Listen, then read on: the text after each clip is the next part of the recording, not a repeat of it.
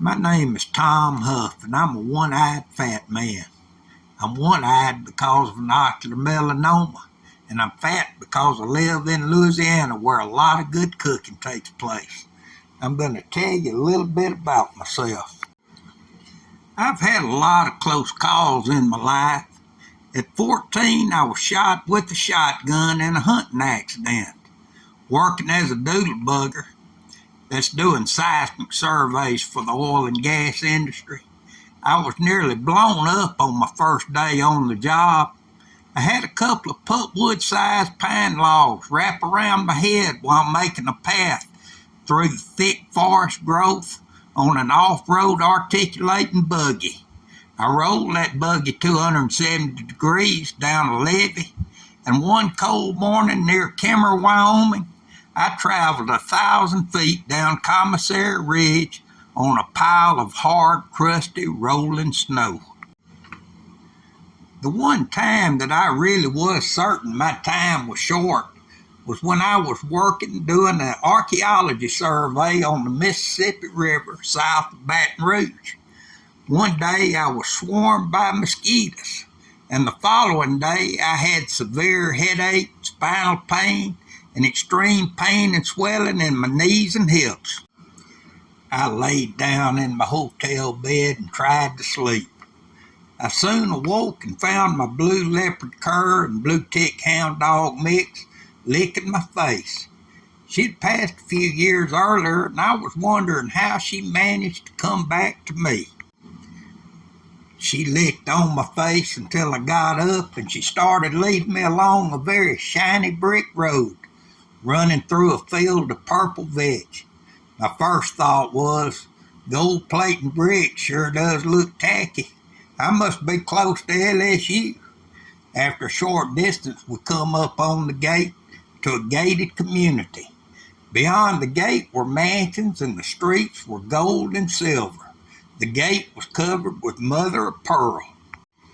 A feller stepped out of the guard shack and says, "Tom Huff, I've been expecting you. I sent Sammy out to get you because I figured you would avoid this place if she wasn't the one to bring you here." I said, "You were? Why in hell would you be waiting here on me?" He said, "This isn't hell.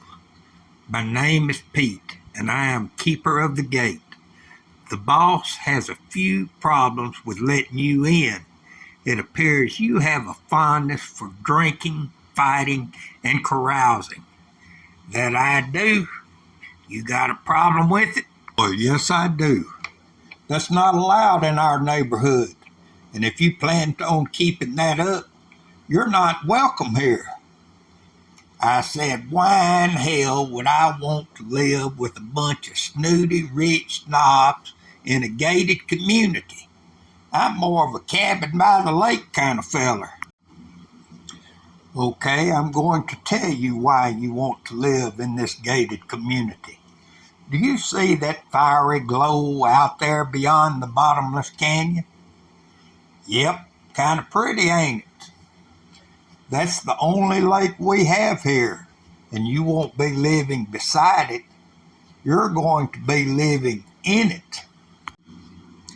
I quickly apologized for my foul language and asked if there was a chance I could be accepted in the gated community.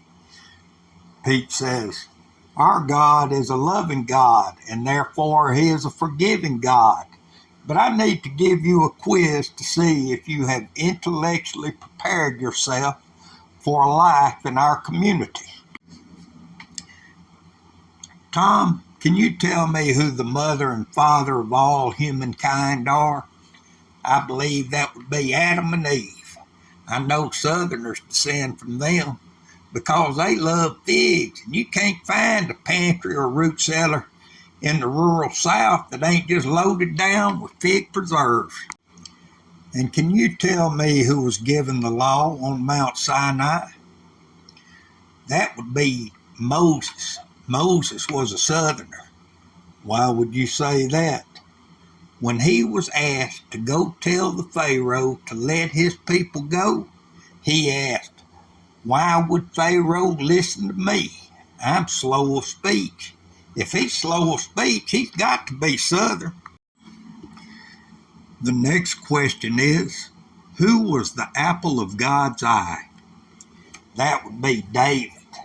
Hey, maybe I do have a chance. David was known to misbehave too. Yes, he was, but he repented. On the day of Pentecost, when the apostles were accused of drunkenness for speaking in the tongues of many nations, what did they say in their defense? They said, "We ain't drunk. It's not noon yet," which is exactly why I set my phone alarm to go off at 12:01 p.m. daily. Yes, my boss is very much aware of that. Speaking of my boss, what is the name of my boss? Well, there is Jehovah Jireh, Jehovah Nissi, Jehovah Shalom, Jehovah Ra, Jehovah Shammah, Yahweh, and then again there's Abba, Adonai, Alpha and Omega, and the great I Am. But my favorite name for him is a Southern name. And what would that be? That would be Andy. I think Andy Griffin was named for him. Where did you come up with that name? From my mama's favorite hymn. It's called In the Garden. My favorite part is the chorus, which goes, "Andy walks with me, Andy talks with me, Andy tells me I am his own." Pete says, your heart's in the right place, but there doesn't seem to be a position for you here yet. When the boss decides he wants a court jester, I'll send Sammy to get you. Suddenly I woke up and found myself back in the La Quinta Inn in Baton Rouge, Louisiana.